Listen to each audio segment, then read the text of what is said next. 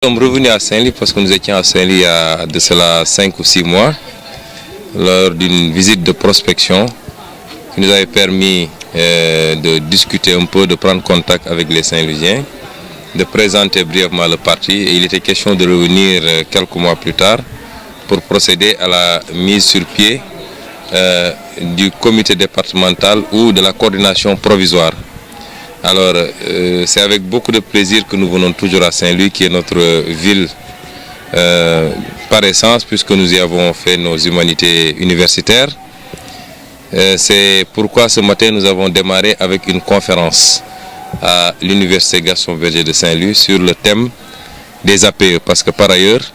nous sommes membres du collectif Non aux APE, l'accord de partenariat économique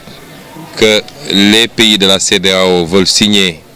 sous la contrainte avec l'Union européenne, mais qui sont des accords extrêmement dangereux et nocifs pour ces pays-là, puisqu'ils envisagent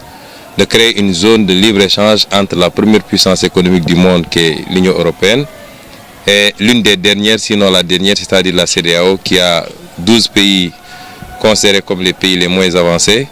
sur les 16 de cette zone-là. Ça a été une expérience assez riche où on a échangé avec les étudiants et on a pu leur présenter les aspects dangereux et négatifs de ce projet d'accord-là. Étant entendu que nos gouvernants ont déjà paraphé cet accord et que depuis une semaine on nous apprend que les présidents, dont le président Macky Sall, se sont rendus discrètement pour aller procéder à la signature de cet accord-là. Alors, les étudiants avaient bien apprécié effectivement et ont, par le biais de cette communication, mieux compris les enjeux de cette APE-là. Et ça a été l'occasion peut-être d'en désigner un certain pour représenter le collectif Non aux APE dans le combat qu'on envisage de mener ces derniers jours. Alors, cet après-midi, la séance que vous venez de couvrir, c'était une séance strictement politique où le parti s'est retrouvé avec ses membres, ses militants et ses sympathisants pour procéder à la désignation de l'équipe qui va provisoirement assurer la coordination des activités sur Saint-Louis. C'est le lieu de féliciter M. Sey, qui a été désigné unanimement pour assurer le rôle de coordinateur et qui va être probablement l'interlocuteur de la presse au nom de PASTEF dans la région de Thiès, et de Saint-Louis du moins. Et toute cette équipe qui a été désignée, ces deux assesseurs, la représentante des femmes, le représentant des jeunes. Et ça a été l'occasion également, le représentant des sages, notre doyen M. Niang, et ça a été l'occasion également de beaucoup communiquer sur notre approche et notre vision politique. Parce que, comme vous le savez, PASTEF se veut un parti totalement différent, non pas simplement par le discours, mais par les actes qu'il pose. Et en cela, nous pensons que l'un des premiers et grands chantiers, c'est de démarchandiser la politique, de la démonétariser, si l'expression passe, parce que nous considérons que l'un des gros fléaux de la politique au Sénégal, avec ses impacts extrêmement négatifs d'ailleurs sur le fonctionnement de l'État, parce qu'on gouverne comme on a fait la politique sur le terrain, c'est cette tendance-là, sur la base d'un enrichissement douteux, pour ne pas dire carrément sur la base d'un enrichissement basé sur le détournement des deniers publics, à jouer à acheter la conscience des Sénégalais, à jouer à éviter que les Sénégalais se réveillent et comprennent. Et ça a une interaction extrêmement négative sur les politiques publiques, parce que justement,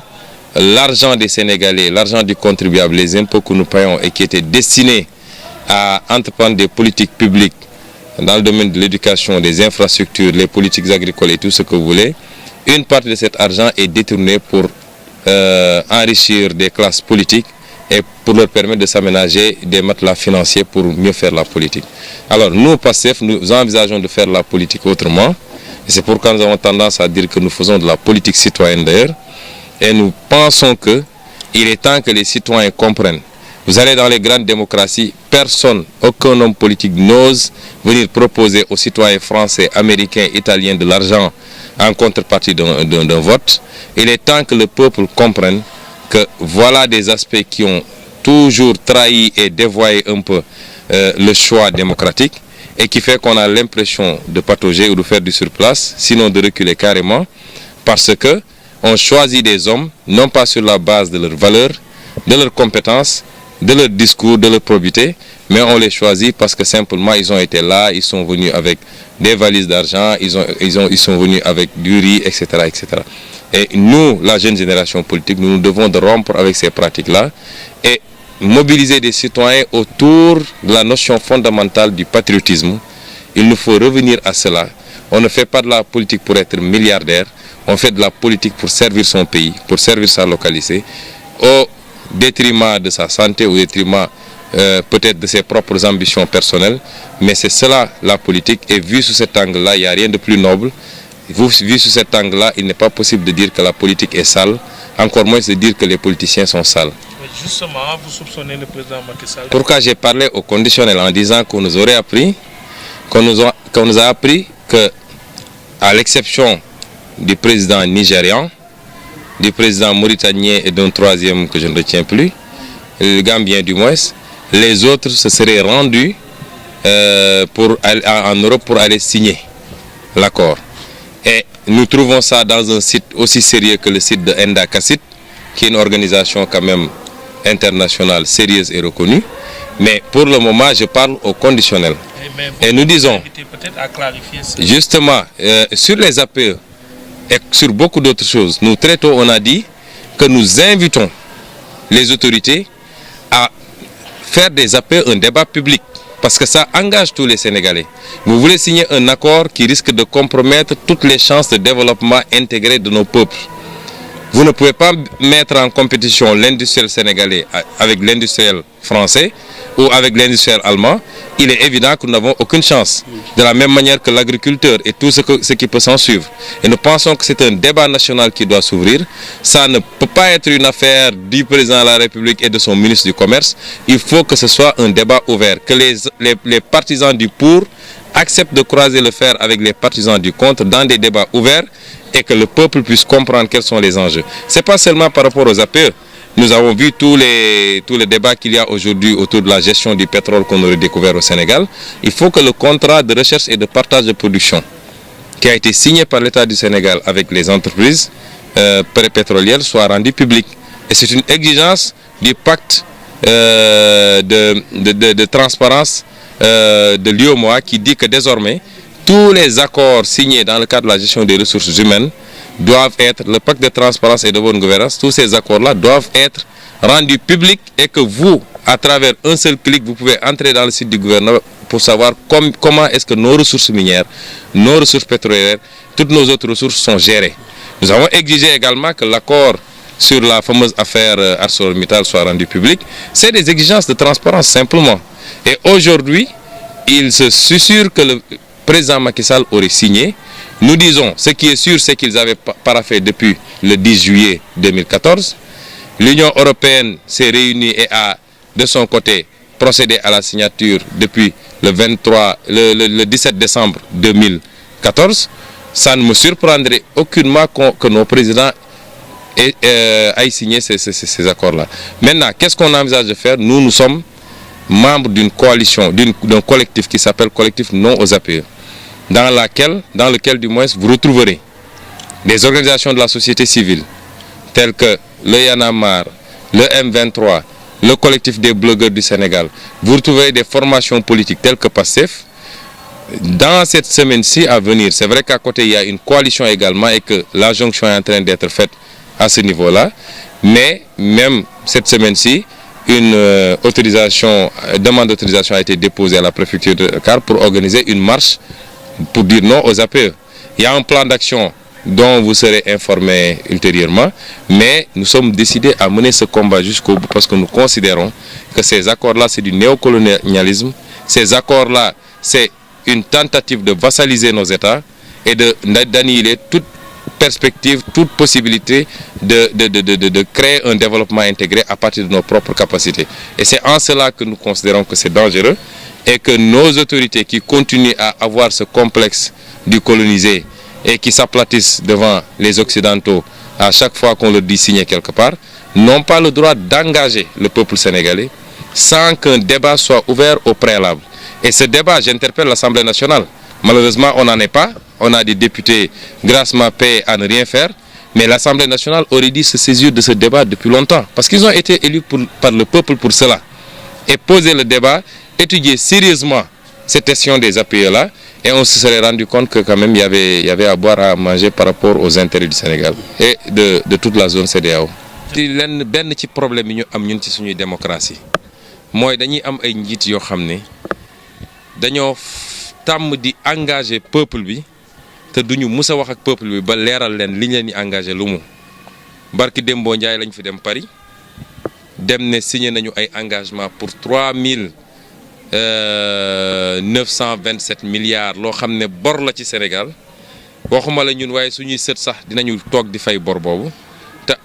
amul benn concertation bu ñu def ak peuple Sénégal te yàlla xam na ni amoon nañu capacité interne su doon gérer nañu li ñu yàlla jox ni ñu ko war a gérer am nañu capacité am lu ëpp loolu waaye ñu ngi koy pasare bis bu nekk jël ay secteurs yoo xam ne secteur porteur la lu mel ni secteur mine yi wala secteur yu mel noonu ñu ne duñu fay dara ci impôt bañ a réformer code des mines bi tey yenn kilifa yenn borom doole yi ci homme d'affaires ku leen bind impôt ñoom ñu taxaw effacé ko yooyu yëpp doon loo xam ne liñ ci mënoon am rek ëpp na lii ñu dem lebi mais amul benn sénégalais boo xam ne consulté nañ la assemblée nationale bi fi toog a réew mi sax consulté wuñ ko gis nañ ñu mel noonu ci leneen ak leneen moo tax ñun toujours li ñuy demandé ndax Sénégal dafa bokk ci UEMOA UEMOA dafa def charte de bonne gouvernance charte de bonne gouvernance boobu dafa am règle yi mu andi bokk na ci yenn contrat yenn convention yenn traité yu état di signé te muy engagé peuple bi ci am-amam ak ci mën-mënam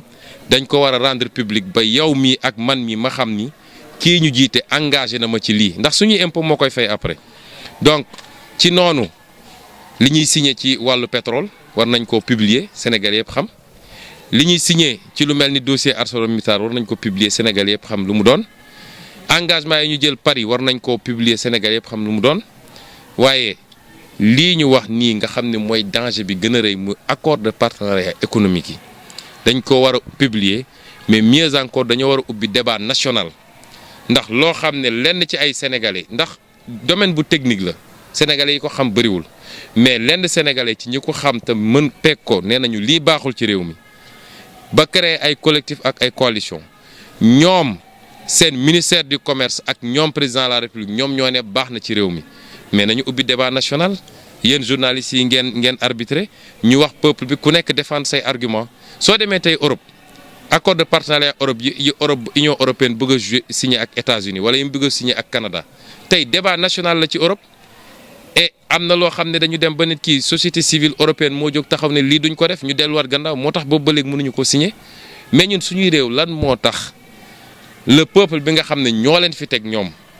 mënuñu fexe ba taxaw ak ñoom jox leen ay explication ci actes yi ñuy posé te muy engagé peuple bi loolu njaaxum la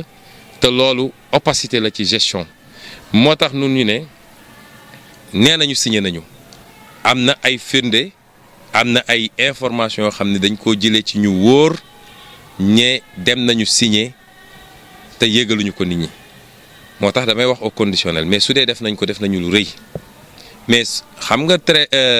lu mel noonu accord bu mel noonu day am valeur de traité moo tax signé ko ñoom doyul il faut assemblée nationale maintenant voter ko ratifier ko moo tax ñun fi mu toll nii assemblée nationale la ñu interpellé parce que su dee exécutif bi fayir na ñun législatif bi la ñu wax ndax ñoom ñooy ratifié damay faral di wax ni sénégalais yëpp war nañoo xam ni li leen taxoon a jóg le 23 juin accords yi ñoo ko gën a dangereux donc bu jotee ba ñu ne mbir mi saisir nañ assemblée nationale mboolam kuy sénégalais di patriote di citoyen da nga war a génn ñu dem taxaw ci kanamu assemblée nationale des députés yi bu leen ratifié lii